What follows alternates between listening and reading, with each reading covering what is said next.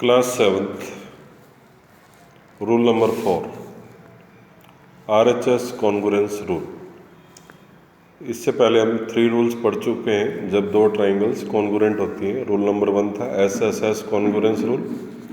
उसमें दोनों ट्राइंगल्स में साइड साइड साइड यानी कि तीनों साइड्स इक्वल होते हैं दो ट्राइंगल्स की, उसको कहते हैं SSS। दूसरा रूल हमने पढ़ा SAS कॉन्ग्रुएंस रूल। दो ट्राइंगल्स में दो साइड और उनके बीच का एक एक एंगल इक्वल हो तो भी दोनों ट्राइंगल कॉन्ग्रुएंट होती हैं। तीसरा रूल पड़ा ASA कॉन्ग्रुएंस रूल।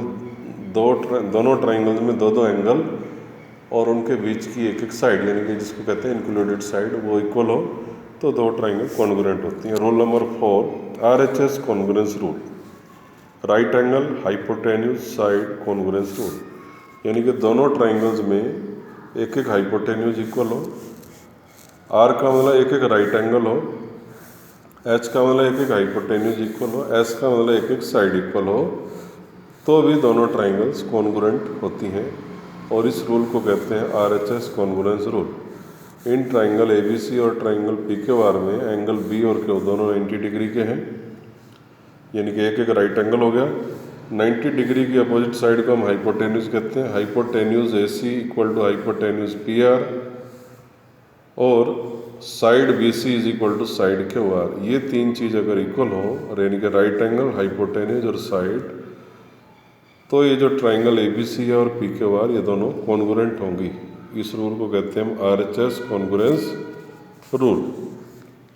साइड ये कोई भी हो सकती है, AB साइड PQ के इक्वल भी हो सकती है या BC QR के इक्वल हो तो भी दोनों ट्राइंगल कॉन्ग्रुएंट होंगे।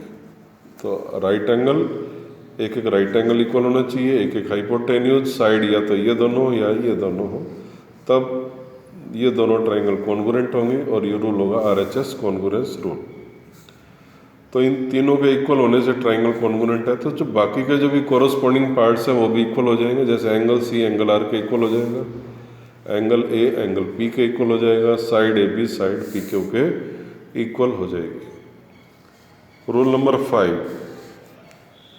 AAS congruence rule. ये रूल जो हमने एक रूल पढ़ा था ASA angle side angle congruence rule, उसकी एक सब थ्योरम है। तो इस रूल के अकॉर्डिंग भी दोनों ट्राइंगल कॉन्ग्रुएंट होती हैं। AAS ASA में तो साइड बीच में होती है दोनों एंगल्स के, AAS में दो एंगल्स लगातार दो एंगल्स यानी कि एक ही लाइन पर हो दोनों, एंगल A एंगल D के इक्वल हो, एंगल B एंगल E के इक्वल हो और साइड बीच में ना हो, side BC is equal to side EF हो। इसको कहते हैं angle angle side congruence rule.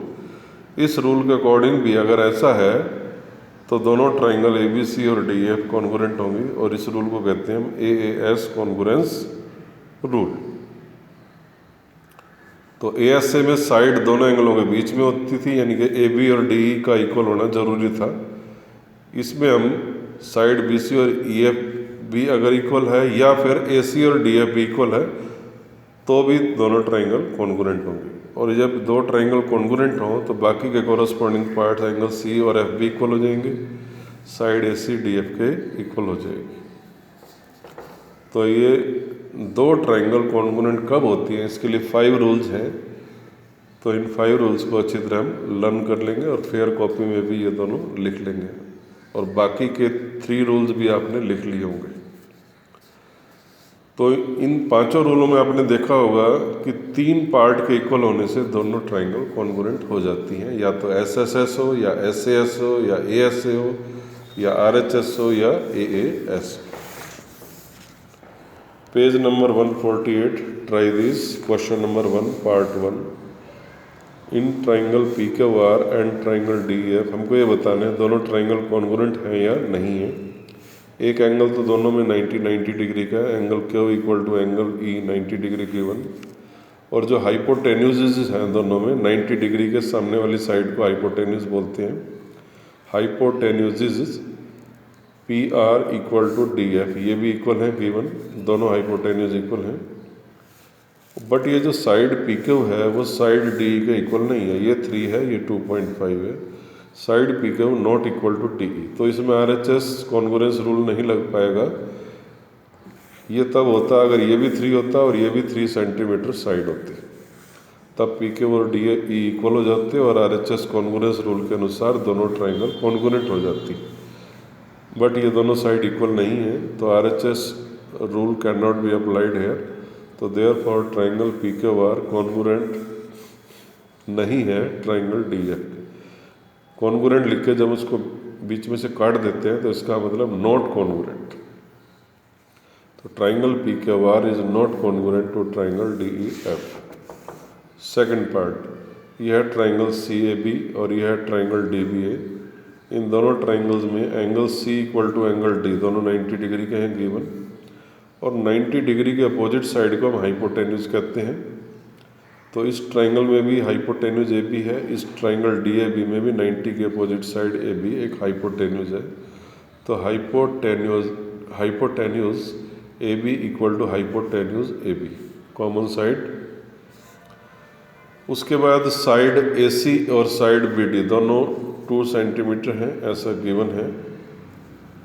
तो ये हो गया राइट एंगल, ये हाइपोटेन्यूज, ये साइड। तो according to R H S congruence rule, triangle A B C congruent triangle B A D हमने क्यों लिखा, ए बी डी क्यों नहीं लिखा?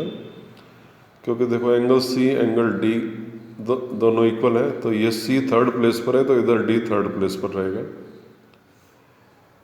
उसके बाद है A B equal to B A B B A C equal to B D, A C first और थर्ड, बी डी फर्स्ट और थर्ड। तो ये मैच करने के बाद हम देखते हैं triangle A B C congruent होगी ट्राइंगल बी ए डी के। Reason R H S congruence rule.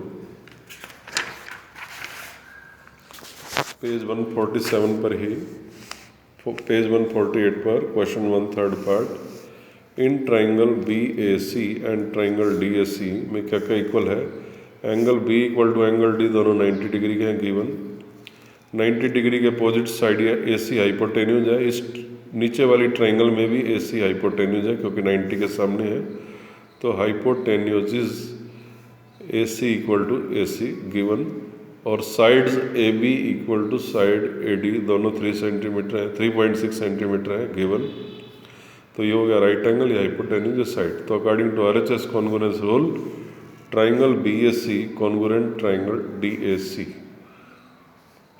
क्योंकि देखो एंगल बी डी के इक्वल है, यहाँ बी फर्स्ट प्लेस पर है, इधर भी डी फर्स्ट प्लेस पर होना चाहिए। A C equal to C A C equal to A C लिखो, सी ए लिखो, एक ही बात होती है। A B equal to A D, A B first 2, A D first 2, ये भी ठीक है। तो therefore triangle B A C congruent triangle D A C, reason R H S congruence rule. तो इतने ही क्वेश्चन आज फेयर कॉपी में सॉल्व कर लेंगे। Thank you.